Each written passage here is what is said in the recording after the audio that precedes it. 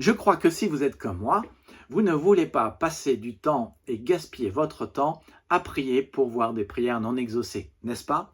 C'est pour ça que c'est important de demeurer dans la parole de Dieu. Jésus a dit, si vous demeurez en moi et que mes paroles demeurent en vous, demandez ce que vous voudrez et cela vous sera accordé. C'est pour cela que nous voyons ensemble les 5 conditions bibliques qui font que vos prières sont exaucées. Alors, on a vu la première, la deuxième, la troisième, la quatrième. Je vous laisse les revoir dans les autres vidéos si vous voulez. Voici la 5e condition pour avoir vos prières exaucées. Je prie et vous priez au nom de Jésus. Jésus l'a dit, Jean 14, 13, « Je ferai ce que vous demanderez en mon nom, afin que le Fils manifeste la gloire du Père. Si vous demandez quelque chose en mon nom, je le ferai. » Et dans Jean 16, 24, il dit « Jusqu'à maintenant, vous n'avez rien demandé en mon nom, demandez et vous recevrez, et ainsi votre joie sera complète. » Qu'a le nom de Jésus de si particulier? Pendant longtemps, je croyais que quand les chrétiens finissaient leur prière en disant « Au nom de Jésus, Amen », c'était du genre, ils étaient là au Tokiwaki, et ils disaient « Terminé, à vous ». Et je pensais que c'était le signal pour passer pour me dire que j'avais le droit de prier. Bon, sérieusement, que veut dire le nom de Jésus? Un jour, pour l'anniversaire de son fils, un papa l'a amené au carnaval de New Orleans avec 14 de ses amis. Il a acheté 15 billets, il se tenait à l'entrée et donnait un billet à chacun. Et puis, dans le groupe des 15, il y a un enfant qui vient, qui ne l'avait pas choisi. Et il dit, mais toi, tu n'es pas avec nous. Et le garçon lui répondit, en pointant du doigt son fils, oui, mais il m'a dit que vous me donneriez un ticket. Et du coup, le père lui donna un ticket. C'est exactement cela la prière. Nous n'avons aucun droit d'avoir le Père qui nous exauce, mais nous venons avec les billets du Christ, sur la base des billets de Christ. Jésus a tous les mérites. Nous sommes pécheurs, imparfaits, il n'y a pas de juste, pas même un seul. Le salaire du péché, c'est la mort. Le péché teinte toute notre personne et nous ne pouvons pas produire par nous-mêmes de bonnes œuvres, mais c'est par le mérite du Christ, parce qu'il est parfait, qu'il est bon, qu'il est Dieu.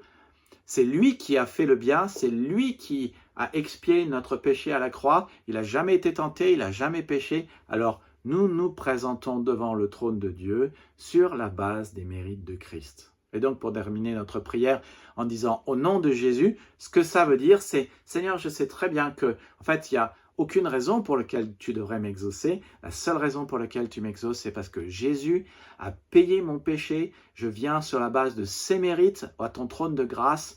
Et je sais que c'est parce qu'il est mort pour moi à la croix que j'ai tes faveurs. Et j'aimerais te demander, s'il te plaît, que puisque j'ai tes faveurs, que tu me fasses une faveur en exaucant ma prière. Est-il toujours nécessaire de prier au nom de Jésus? La réponse à cette question, c'est probablement pas.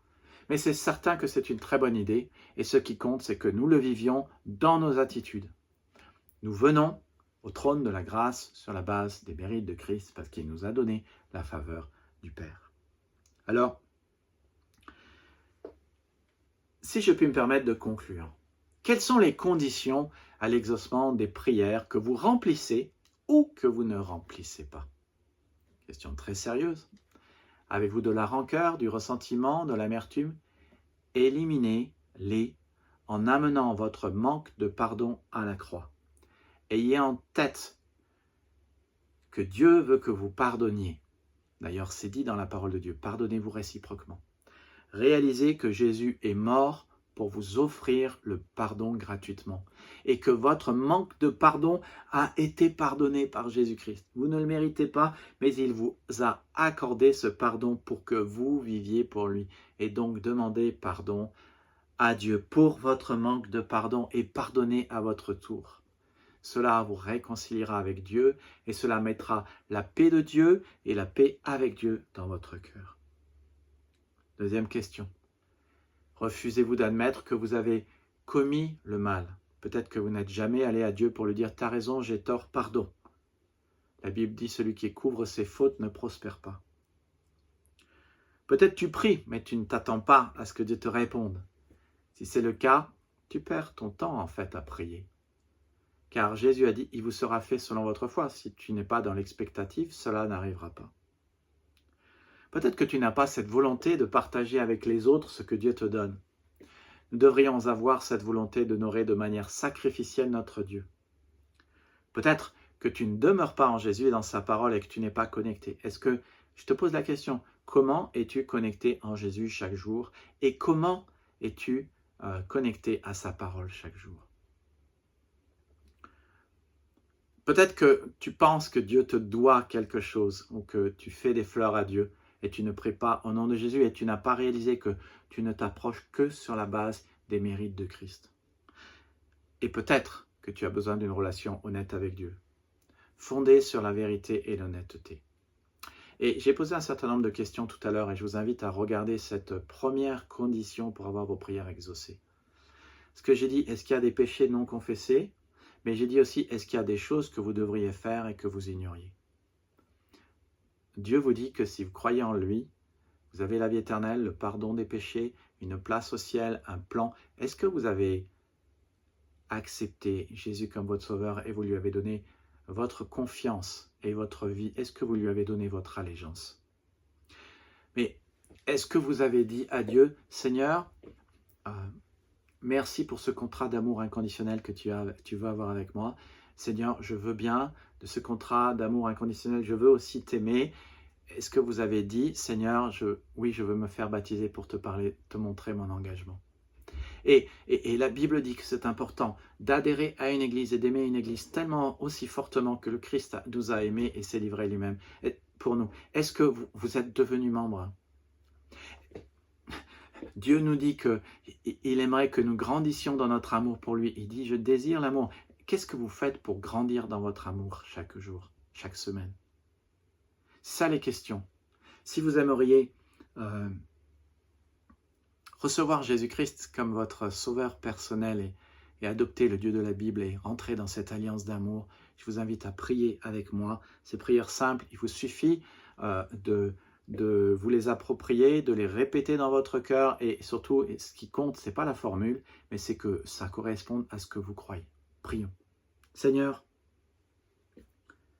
je réalise que j'ai besoin d'avoir la paix et d'être réconcilié avec toi. J'ai suivi mes propres voies, vécu à ma façon.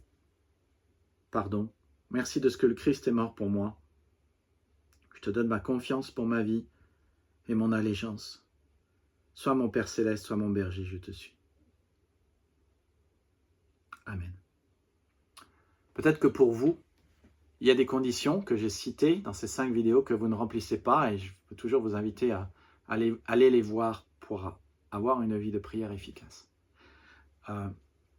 Peut-être qu'il y a des conditions que vous ne remplissez pas. Maintenant, vous comprenez mieux pourquoi Dieu ne répond pas à vos prières. Il n'y a qu'une seule chose à faire, vous réengager à remplir toutes ces conditions. Je vous invite à prier. Seigneur, je me réengage à mettre le pardon au centre de ma vie, à vivre généreusement, à partager avec les autres, à croire lorsque je prie que tu vas m'exaucer et à vivre une vie honnête sans écart à ta volonté. Et je me réengage à venir à la réunion de prière. Merci Seigneur de ce que ta parole est pratique, pertinente. Merci parce qu'elle nous aide. Merci de ce que la prière n'est pas une chose mystérieuse, mais de la communication avec toi. Merci pour tes promesses de répondre à mes prières. Je prie cela au nom de Jésus. Amen. Si vous avez aimé, abonnez-vous, likez et que Dieu vous bénisse. À bientôt.